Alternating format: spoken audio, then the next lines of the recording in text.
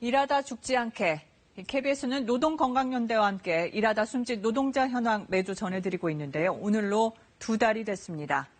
지난 7월 2일부터 바로 어제까지 집계된 사망 노동자 145명입니다. 불과 2달 새 일하지 않는 휴일을 빼면 하루 평균 3명의 노동자가 집으로 돌아가지 못한 겁니다. 어디부터 손을 봐야 이런 억울한 죽음 막을 수 있을까요? 국회에 올라온 중대재해기업처벌법 청원 3만 6천 명 넘는 국민들이 참여했는데요. 10만 명이 되면 입법 절차가 시작됩니다. 위험에 노출된 노동자들 KBS 연속 보도 이어가겠습니다. 코로나19에 감염된 한 쿠팡 노동자 얘기인데요. 자신에게서 감염된 남편은 석 달째 의식을 되찾지 못하고 있습니다. 자신은 산재를 인정받았지만 가족이 입은 피해는 어디에 호소해야 할까요? 허효진 기자가 취재했습니다.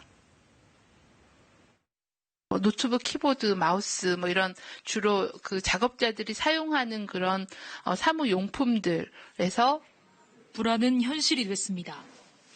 쿠팡에서 포장 일을 하다 코로나19에 감염된 전모 씨.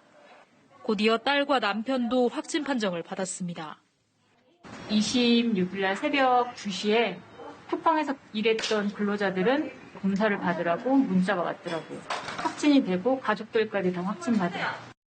처음 동료의 확진 소식이 들린 날 회사는 일부 직원만 돌려보내고 전 씨 등 나머지는 계속 일하도록 했습니다. 확진자 동선도 알려주지 않고 그렇게 이틀을 더 나왔습니다. 위에서 시키는 대로 할 뿐이고 알지도 못하고 그리고 방역을 철저히 했으니까 작업장 돌아가서 일을 하면 된다고. 지난달 초 쿠팡 코로나19 피해자 중 처음으로 산재를 인정받았습니다. 활동 범위와 전염 경로가 확진된 동료들과 일치하는 등 업무 연관성이 인정됐습니다. 하지만 남편은 석 달째 의식을 찾지 못하고 있습니다.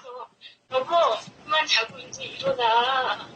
일하다 가족까지 병을 얻었지만 기댈 수 있는 건 회사를 상대로 한 민사소송뿐. 가정이 진짜 풍비박산이 난 거잖아요. 항상 이렇게 긴장 상태로 남편 상태를 지켜봐야 되고. KBS 취재에 쿠팡 측은 가족 감염과 관련해서는 드릴 말씀이 없다고만 밝혔습니다.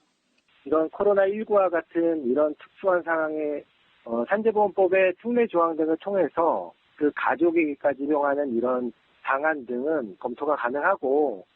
동료 근로자 5명도 산재 신청을 준비 중인 가운데 쿠팡 코로나19 피해자 모임은 산업안전보건법 위반 등의 혐의로 회사를 고발했습니다. KBS 뉴스 허효진입니다.